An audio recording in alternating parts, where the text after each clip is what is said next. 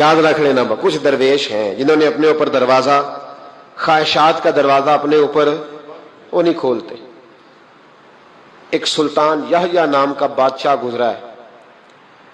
عرب کے کچھ حصوں کا حکمران تھا تو اس کو بڑا شوق تھا لوگوں کو بانٹنے کا.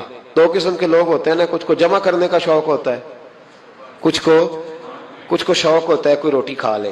حضرت ابراہیم علیہ السلام بغیر مہمان کے کھانا, کچھ ایسے بھی ہوتے ہیں جن کے گھر بندہ چلا جائے تو پتیلی پہ ڈھکنا دے لیتے ہیں.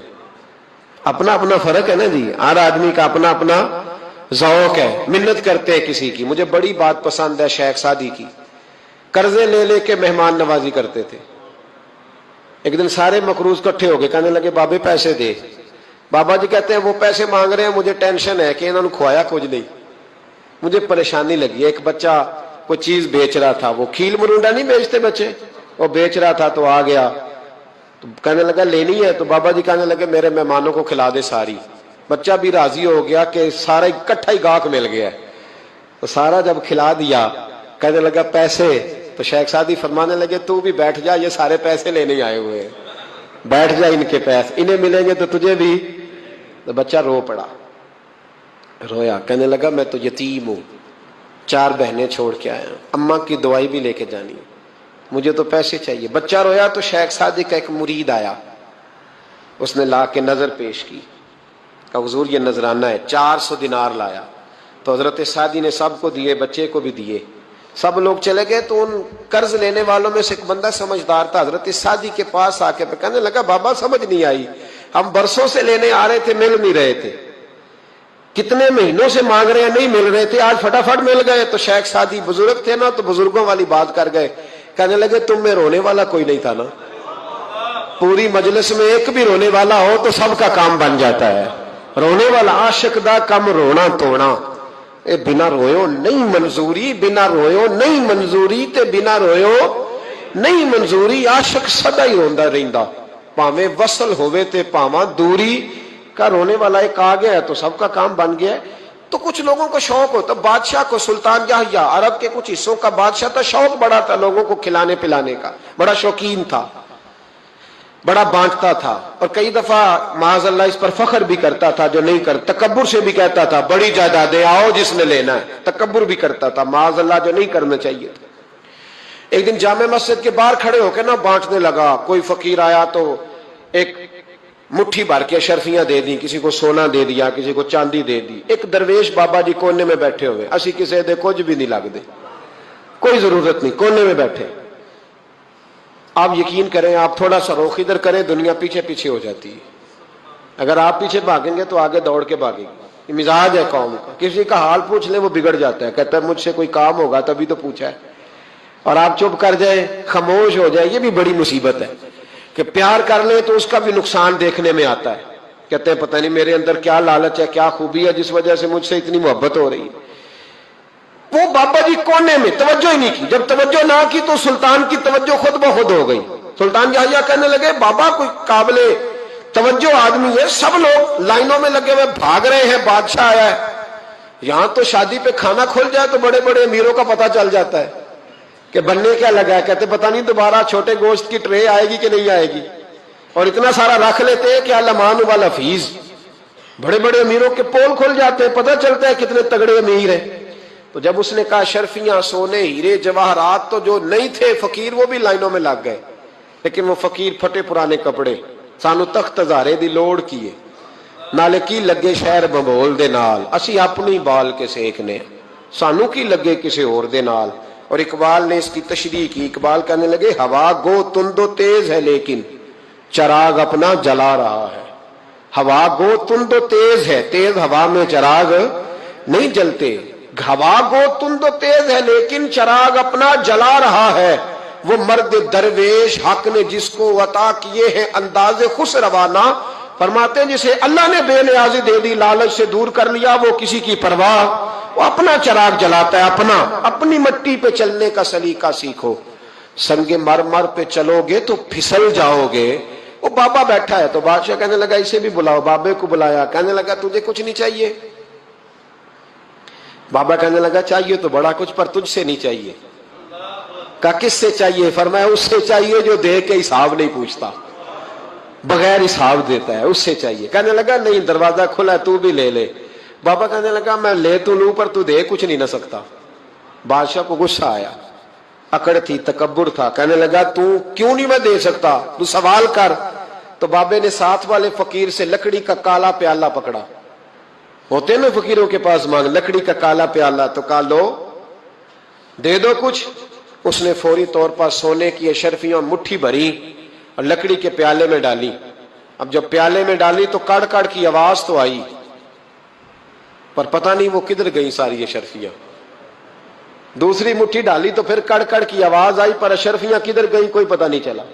तीसरी, चौथी, पांचवी, बाबे का प्याला खाली का खाली। 2 दफा भी, 4 दफा भी। ये बादशाह लोग जिद्दी होते हैं, मानते नहीं जल्दी, क्योंकि इन्हें किसी ने बता दिया होता है ना सारा कुछ तुम ही हो, अड़ जाते। हाँ हाँ, जो जिस मनसब पे भी बादशाह होता है अड़ जाता है। उसने कहा मैं भी जिद्दी हूं, प्याला भर के छोड़ना है।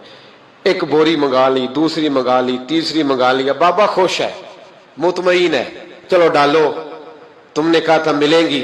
अब वो मुट्ठी डालता, कभी अशरफियां, कभी हीरे, कभी चांदी, पर पता नहीं किधर जाती। बिल आखिर आहिस्ता आहिस्ता बैक होने लग गया।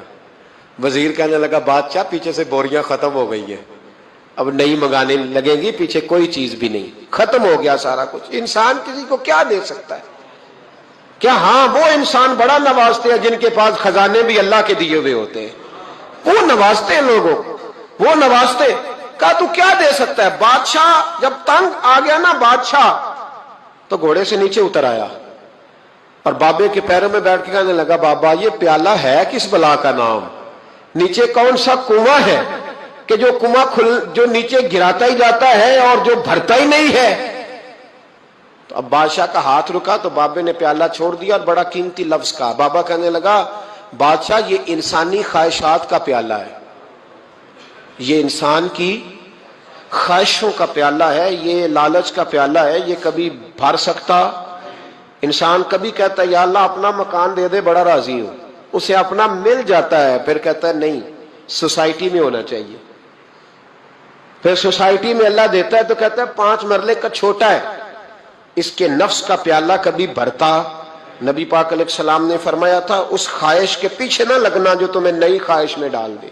कोई नहीं समझ आई बात किया, बड़ी बात कर दी हुजूर ने एक जुमले। मुस्नद इमाम अहमद बिन हंबल में हदीस है, फरमाया उस ख्वाहिश के पीछे ना लगना जो तुम्हें एक नई ख्वाहिश में डाल दे, उसके पीछे ना लगना। और फरमाया उस ख्वाहिश के पीछे ना लगना जो तुम्हें बेजा ख्वाहिशों के पीछे लगा दे। लोगों के लल्ले तलल्ले, परेशानियां, आजमाइशें, लालच, हवस, वो परेशानी वो इतनी ओढ़ ली है लोगों ने कि दिलों से तकवा, रूहानियत, इबादत, दर्द, ज़ौक, शौक खत्म हो गया।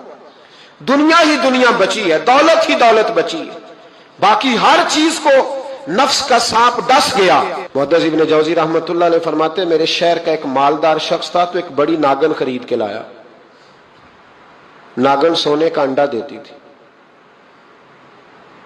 थी नागन, पर अंडा सोने का अंडा देती थी।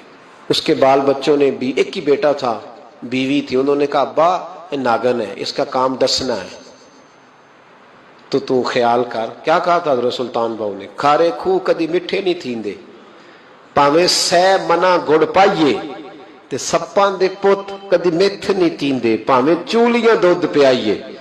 इसकी फितरत में डसना है। तो ये डसेगी, बात खत्म हो गई। का नहीं, सोने का अंडा देती है। रख लिया घर में। बकरी रखी हुई थी, पालतू बकरी, बकरी को नागन ने डस लिया, बकरी तड़प के मर गई। बीवी और बेटा कहने लगे ख्याल कर, बकरी को डस लिया ना उसने। उसने कहा बकरी कितने की? कहा 6 दिनार की। सोने का अंडा कितने का? कहा 50,000 दिनार का। तो कहने लगा छोड़ो, अंडा तो मिल रहा है ना, अगरचे नागन है, अंडा तो आ रहा है ना। कुछ दिनों के बाद घर में घोड़ा रखा था, घोड़े को डस लिया, तड़प के मरा घोड़ा। उसको फिर समझाया बीवी और बेटे ने कि बस कर दे, ये नागन है, ये डसेगी। उसने कहा घोड़ा कितने का? कहा 20 दिनार का। तो अंडा कितने का? 50,000 दिनार का। तो छोड़ो, घोड़ा मरने तो नया ले आएंगे। अल्लाह अकबर। एक नौकर घर में रखा था जानवरों को चारा डालने को। अचानक उसने चारा जो उठाया तो अंदर वो नागन बैठी थी। उसने हाथ पे डसा, गरीब ने चीखें मारी, चीखें, पर गरीबों की चीखें लोगों को सुनाई नहीं ना देती। गरीबों की चीखें लोग दरवाजे बंद कर लेते हैं। लोगों ने इसलिए काले शीशे लगाए हैं कारों को कि गरीबों की चीखें ना दिखाई दे ना सुनाई दे। नागन ने डसा, चीखने लगा नौकर, लेकिन गरीब का खून भी सस्ता होता है ना, उसका सारा वजूद जहर से फट गया। लेकिन मालिक को तरस न आया, कहने लगा नया मुलाजम आ जाएगा। अब बीवी और बेटे ने पैरों में बैठ के समझाया कि बस कर दे, इसको छोड़ दे कहीं या मार डाल, ये नागन है। उसने कहा पागल हो गए हो, कभी सोने का अंडा देखा है? सोने का अंडा देती है। वक्त गुजरने लगा, चंद महीने सुकून के गुजरे, लोग बात भूल गए। एक दिन सवेरे सवेरे कमरे से मां के रोने की आवाज आई, और जब अम्मा चीखी, खामन दौड़ा तो कहने लगी ले तेरे सोने के अंडे बच गए। और वो देख मेरे बेटे को डस के बिस्तर से उतर गई है। वो देख मेरा इकलौता बेटा। अभी बेटे को उठा के तबीब के पास ले जाने ही लगे थे, वो अपने घर के दरवाजे तक पहुंचा था कि जनाब इजराइल पहले तशरीफ ले आए। अब जब वापस आया, बेटे का जनाजा बड़ा मुश्किल है बाप के लिए उठाना, बड़ा मुश्किल है, बड़ा मुश्किल। रोने लगा, चीखने लगा। एक बेटा वो भी पर्दा कर गया।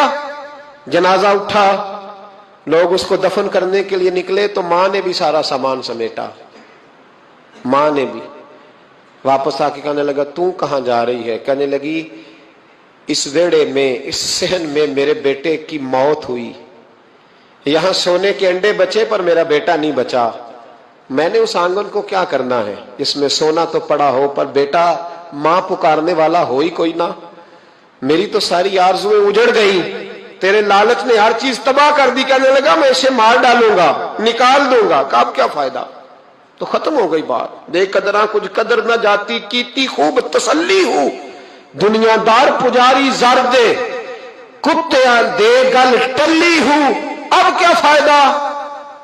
बीबी निकली तो शख्स चौक में आया, डंडा लिया, नागन को मारा। और इब्न जौजी फरमाते हैं वो पागलों की जिंदगी बसर करता था। उसके दाएं बाएं सोने के अंडों का ढेर लगा होता था। वो लोगों को कहा करता था मेरे जैसे लालची न बनना। मेरे पास ना बीवी बची, ना बच्चे बचे, ना घर बचा, ना कोई वफादार बचा। हाँ मेरे पास दौलत बच गई।